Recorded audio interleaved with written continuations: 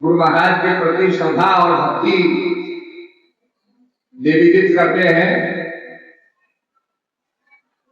और इसीलिए कहा भी है, ध्यान मूलक गुरु मूर्ति, पूजा मूलक गुरु पालिका, मंत्र मूलक गुरु वाक्य, मोक्ष मूलक गुरु कृपा। जो भी आज विद्या का विस्तार हो रहा है, स्कूलों में हो रहा है, टेक्निकल साइंस में हो रहा है, अध्यापक एक बालक को पढ़ाता है, जिस बच्चे को कोई अक्षर विद्या का ज्ञान नहीं होता उसको विद्या सिखाता है, ये गुरु का ही प्रभाव है, आचार्य का ही प्रभाव है। और इसीलिए अध्यात्म के अंदर गुरु को बहुत बड़ा महत्व दिया गया। अध्यात्म के अंदर गुरु को इसलिए महत्व दिया गया कि गुरु महाराज जो होते हैं वो ज्ञान देते हैं और ज्ञान देकर के दूसरा जन्म देते हैं। एक जन्म तो माता पिता देते हैं। तो कहने का मतलब यह है कि अध्यात्म की विद्या हो, भौतिक विद्या हो, इस विद्या का प्रचार गुरु महाराज करते हैं। एक जन्म तो माता पिता देते हैं, शरीर का जन्म, जिससे हमें शरीर का बोध होता है, गर्मी सर्दी का बोध होता है, ऋतुओं का बोध होता है, स्वादों का बोध होता है। और दूसरा जन्म ज्ञान के अंदर जो द्विज बनाने का काम है वो गुरु महाराज करते हैं। वो दूसरा जन्म होता है जिसमें आत्मा का अनुभव होता है, स्पिरिचुअल कॉन्शियसनेस होती है और हमारे अंदर ऊर्जा है, हमारे अंदर चेतना है। इसका बोध गुरु महाराज कराते हैं। तो ये दूसरा जन्म हो गया। इसीलिए जो महापुरुष हुए, सब महापुरुषों को भी गुरु के पास जाना पड़ा। भगवान रामचंद्र जी वशिष्ठ के पास जाते हैं, विश्वामित्र के पास जाते हैं। विश्वामित्र जी उनको बला अति बला क्रिया का ज्ञान देते हैं। भगवान कृष्ण सांदीपन ऋषि के पास जाते हैं। और जैसे हम ये मानते हैं कि जोत जोत को जलाती है, दीपावली में बहुत सी मोमबत्तियां होती हैं, दीपक होते हैं, उनको जलाना पड़ता है। तो हर एक जोत को जलाने के लिए माचिस अगर रगड़ोगे तो बहुत सी माचिस खर्च हो जाएगी। तो लोग क्या करते हैं, एक मोमबत्ती जला लेते हैं। मोमबत्ती जल गई, अब उससे और जलाना शुरू करेंगे। तो इसीलिए कहा गया है, जोत से जोत जलाते चलो और प्रेम की गंगा बहाते चलो।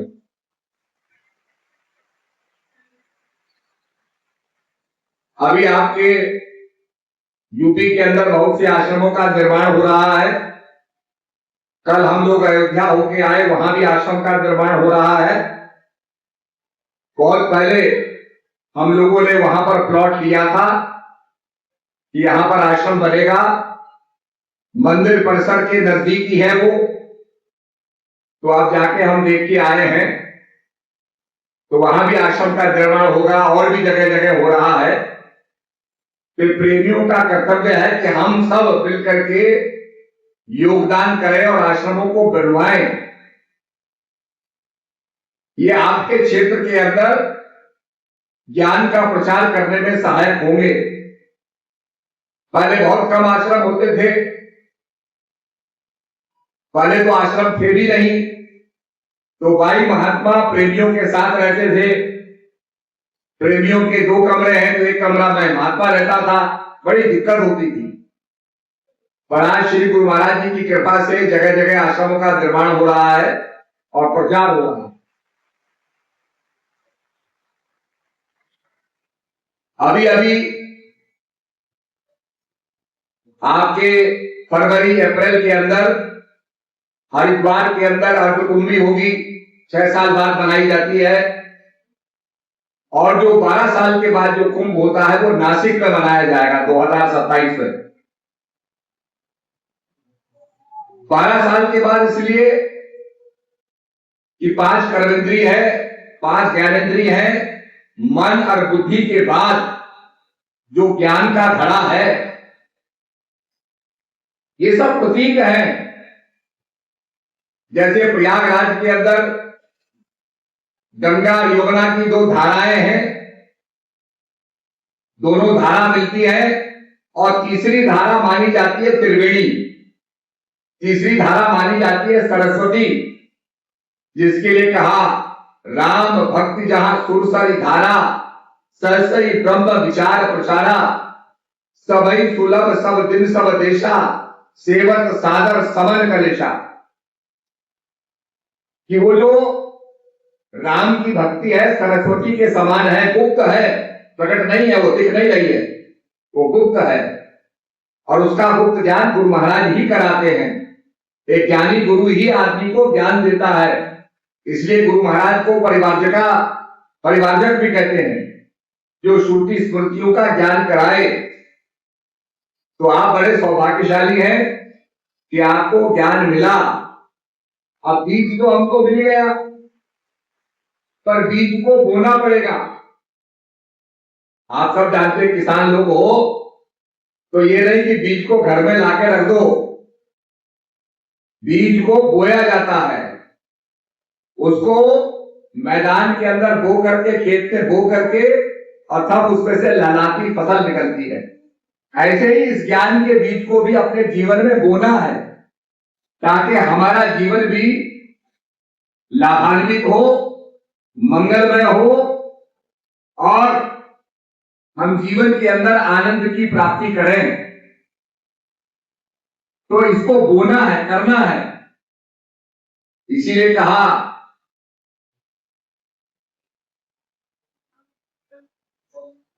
कहत सुनत, जो कहने में, सुनने में, सुमरण करने में संतों ने सुमरण की विधि बताई।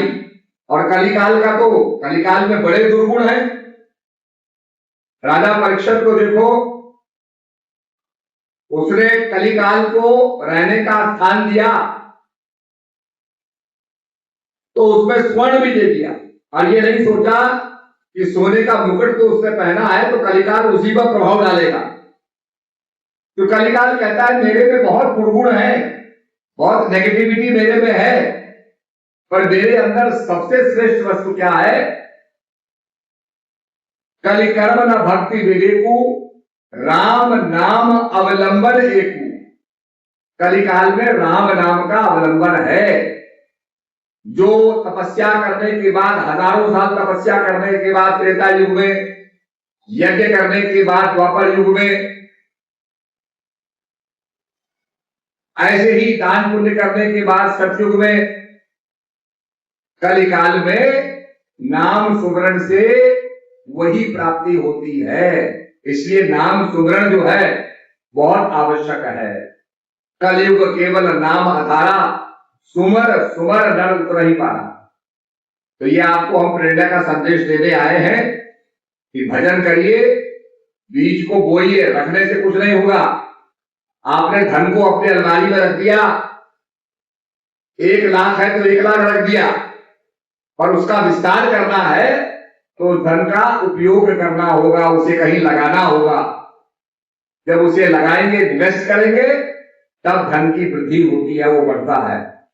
तो ऐसे ज्ञान की वृद्धि के लिए, ज्ञान के विस्तार के लिए अपने जीवन के अंदर भजन करना आवश्यक है, और करना व्यक्ति को ही पड़ेगा।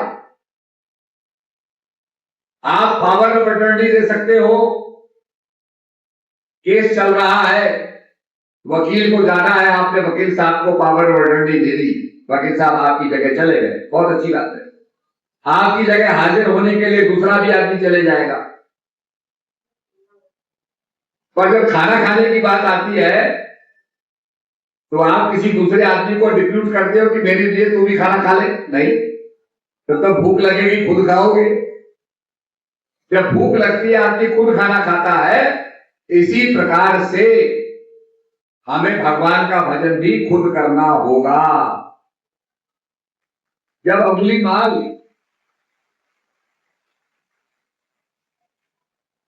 को मारा, जो उसको पकड़ा गया, तो कहा भाई तुम मुझे मारने जा रहे हो, पर ये बताओ कि तुम जो लोगों की हत्या करते हो, पाप करते हो, अपने परिवार से पूछ के आओ, क्या इसमें भी वो आपका हिस्सा लेंगे, पाप में भी हिस्सा लेंगे?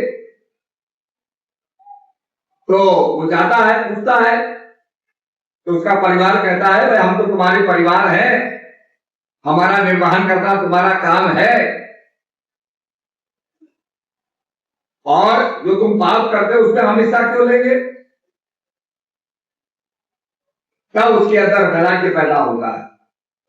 तो इसलिए हमें खुद ही भजन करना है, तभी हमारा कल्याण होगा। इसीलिए आपने देखा होगा भगवान शंकर भी भजन करते हैं, महामंत्र जो जपत महेशु काशी मुक्त हेतु उपदेशु। भगवान शंकर भी भजन करते हैं, दूसरा आदमी कोई डिप्यूट नहीं होगा। पूजा पाठ मंत्र पढ़ने के लिए, पाठ करने के लिए, यज्ञ करने के लिए आप किसी को डिप्यूट कर सकते हैं, पर भगवान की भक्ति आपको स्वयं करनी होगी।